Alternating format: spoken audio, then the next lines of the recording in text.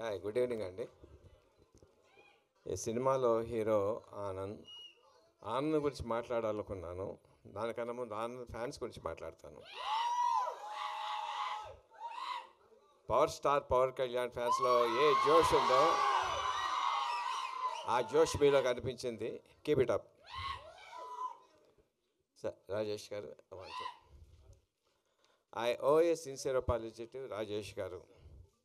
Incidentally 3 రోజుల క్రితం నేను బేబీ సినిమా చూశానండి. దాంట్లో ఈ అద్భుతమైనటువంటి the performances of Anand costar, I was mesmerised. ఏం అద్భుతంగా స్క్రిప్ట్ రాశారో, ఏం అద్భుతంగా పర్ఫార్మెన్స్ తీసుకున్నారో. I sincerely owe my apology, appreciation. God bless you. Uday నా దగ్గర పనిచేశాడండి. I know his talent. మంచి కామెడీ టైం ఉంది, సిన్సియారిటీ ఉంది, ఇంటిగ్రిటీ ఉంది, ఆనెస్టీ ఉంది. I'm sure this going to be big hit.